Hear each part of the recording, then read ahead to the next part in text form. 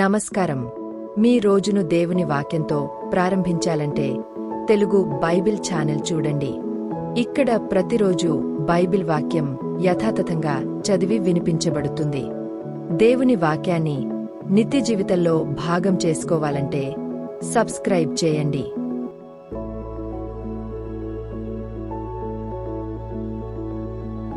అపొస్తలుల కార్యములు 5వ అధ్యాయం. అననీయ అను ఒక మనుష్యుడు తన భార్య అయిన సప్పిరాతో ఏకమై పొలమమ్మెను.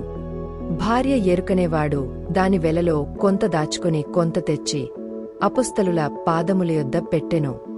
అప్పుడు పేతురు, అననీయ, నీ భూమి వెలలో కొంత దాచుకొని పరిశుద్ధాత్మను మోసపుచ్చుటకు సాతాను ఎందుకు నీ హృదయమును ప్రేరేపించెను? అది నీయొద్ద నున్నప్పుడు నీదేగదా? అమ్మిన పిమ్మట అది నీ వశమయ్యుండలేదా? ఎందుకు ఈ సంగతి నీ హృదయంలో ఉద్దేశించుకొన్నావు? నీవు మనుష్యులతో కాదు దేవునితోనే అబద్ధమాడితివని వానితో చెప్పెను. అననీయ ఈ మాటలు వినుచునే పడి ప్రాణము విడువగా వినినవారి కందరికిని మిగుల భయము కలిగెను. అప్పుడు పడుచువారు లేచి వానిని బట్టతో చుట్టి మోసికొనిపోయి పాతిపెట్టిరి. ఇంచుమించు 3 గంటల సేపటికి వాని భార్య జరిగినది ఎరుగక లోపలికి వచ్చెను. అప్పుడు పేతురు, మీరు ఆ భూమిని ఇంతకే అమ్మితిరా? నాతో చెప్పుమని ఆమెను అడిగెను. అందుకామె అవును, ఇంతకే అని చెప్పెను. అందుకు పేతురు, ప్రభువు యొక్క ఆత్మను శోధించుటకు మీరెందుకు ఏకీభవించితిరి? ఇదిగో నీ పెనిమిటిని పాతిపెట్టినవారి పాదములు వాకిటనేయున్నవి. వారు నిన్నును మోసికొని పోవుదురని ఆమెతో చెప్పెను. వెంటనే ఆమె అతని పాదముల యొద్దపడి ప్రాణము విడిచెను. ఆ పడుచువారు లోపలికి వచ్చి ఆమె చనిపోయినది చూచి ఆమెను మోసికొనిపోయి ఆమె పెనిమిటి యొద్ద పాతిపెట్టిరి. సంఘమంతటికిని ఈ సంగతులు వినినవారికందరికిని మిగుల భయము కలిగెను. ప్రజల మధ్య అనేకమైన సూచక క్రియలును మహత్కార్యములును అపొస్తలుల చేత చేయబడుచుండెను.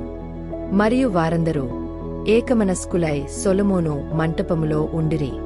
కడమవారిలో ఎవడునూ వారితో కలిసి కొనుటకు తెగింపలేదుగాని ప్రజలు వారిని ఘనపరచుచుండిరి.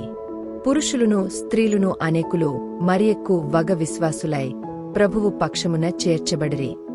అందుచేత పేతురు వచ్చుచుండగా జనులు రోగులను వీధులలోనికి తెచ్చి వారిలో ఎవనిమీదనైనను అతని నీడయైనను పడవలెనని మంచముల మీదనో పరుపుల మీదనో వారిని ఉంచిరి. మరియు యెరూషలేము చుట్టునుండు పట్టణముల జనులు రోగులను అపవిత్రాత్మల చేత పీడింపబడిన వారిని మోసికొని కూడివచ్చిరి. వారందరూ స్వస్థత పొందిరి. ప్రధాన యాజకుడును అతనితో కూడా ఉన్నవారందరును అనగా సద్దుకయుల తెగవారు లేచి మత్సరముతో నిండుకొని అపొస్తలులను బలాత్కారముగా పట్టుకుని పట్టణపు చెరసాలలో ఉంచిరి. అయితే ప్రభువు దూత రాత్రివేళ ఆ చెరసాల తలుపులు తీసి వారిని వెలుపలికి తీసుకుని వచ్చి, మీరు వెళ్లి దేవాలయంలో నిలువబడి ఈ జీవమును గూర్చిన మాటలన్నీయూ ప్రజలతో చెప్పుడని వారితో అనెను. వారామాట విని తెల్లవారగానే దేవాలయములోనికి వెళ్లి బోధించుచుండిరి.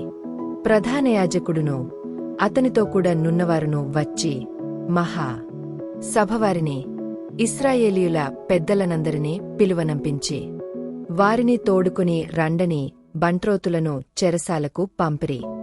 బంట్రోతులు అక్కడికి వెళ్లినప్పుడు వారు చెరసాలలో కనబడనందున తిరిగివచ్చి చెరసాల బహు భద్రముగా మూసియుండుటయు కావలివారు తలుపుల ముందర నిలిచియుండుటయు చూచితిమిగాని తలుపులు తీసినప్పుడు లోపల మాకొకడైనను కనబడలేదని వారికి తెలిపిరి. అంతట దేవాలయపు అధిపతియు ప్రధానయాజకులును ఆ మాటలు విని ఇది ఏమవునో అని వారి విషయమై ఎటుతోచకయుండిరి. అప్పుడు ఒకడు వచ్చి, ఇదిగో మీరు చెరసాలలో వేయించిన మనుష్యులు దేవాలయములో నిలిచి ప్రజలకు బోధించుచున్నారని వారికి తెలుపగా అధిపతి బంట్రోతులతో కూడా పోయి ప్రజలు రాళ్లతో కొట్టుదురేమో అని భయపడి బలాత్కారము చేకే వారిని తీసుకొని వచ్చెను. వారిని తీసుకొని వచ్చి సభలో నిలువబెట్టగా ప్రధానయాజకుడు వారిని చూచి మీరు ఈ నామమును బట్టి బోధింపకూడదని మేము మీకు ఖండితముగా ఆజ్ఞాపింపలేదా? ఇదిగో మీరు యెరూషలేమును మీ బోధతో నింపి ఈ మనుష్యుని హత్య మామీదికి తేవలెనని ఉద్దేశించుచున్నారని చెప్పెను. అందుకు పేతురును అపొస్తలులను, మనుష్యులకు కాదు దేవునికే మేము లోబడవలెను గదా. మీరు మ్రానున వ్రేలాడవేసి సంహరించిన యేసును మన పితరుల దేవుడు లేపెను. ఇశ్రాయేలునకు మారుమనస్సును పాప క్షమాపణను దయచేయుటకై దేవుడాయనను అధిపతినిగాను రక్షకునిగాను తన దక్షిణ హస్తబలము చేత హెచ్చించియున్నాడు. మేమును దేవుడు తనకు విధేయులైన వారికి అనుగ్రహించిన పరిశుద్ధాత్మయు ఈ సంగతులకు సాక్షులమై యున్నామని చెప్పిరి. వారు ఈ మాట విని అత్యాగ్రహము తెచ్చుకొని వీరిని చంపనుద్దేశించగా, సమస్త ప్రజల వలన ఘనత నొందినవాడును ధర్మశాస్త్రోపదేశకుడునైన గమలియేలను ఒక పరిసయుడు మహాసభలో లేచి ఈ మనుష్యులను కొంతసేపు వెలుపల ఉంచుడని ఆజ్ఞాపించి వారితో ఇట్లనెను.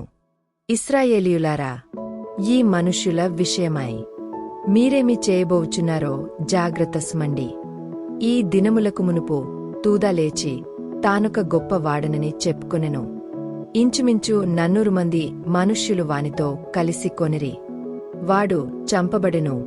వానికి లోబడిన వారందరును చెదరి వ్యర్థులైరి. వానికి తరువాత జనసంఖ్య దినములలో గలిలయుడైన యూదా అను ఒకడు వచ్చి ప్రజలను తనతో కూడా తిరుగుబాటు చేయ ప్రేరేపించెను. వాడు కూడా నశించెను. వానికి లోబడిన వారందరును చెదరిపోయిరి. కాబట్టి నేను మీతో చెప్పునదేమనగా, ఈ మనుష్యుల జోలికి పోక వారిని విడిచిపెట్టుడి. ఈ ఆలోచనయైనను ఈ కార్యమైనను మనుష్యుల వలన కలిగిన దాయన అది వ్యర్థమగును. దేవుని వలన కలిగినదాయన మీరు వారిని వ్యర్థపరచలేరు. మీరొకవేళ దేవునితో పోరాడువారుదురు సుమీ. వారతని మాటకు సమ్మతించి అపొస్తలులను పిలిపించి కొట్టించి యేసు నామమును బట్టి బోధింపకూడదని ఆజ్ఞాపించి వారిని విడుదల చేసిరి. ఆ నామము కొరకు అవమానము పొందుటకు పాత్రులని ఎంచబడినందున వారు సంతోషించుచు మహాసభ ఎదుట నుండి వెళ్ళిపోయి ప్రతిదినము దేవాలయములోనూ ఇంటింటను మానక బోధించుచు యేసే క్రీస్తని ప్రకటించుచుండిరి.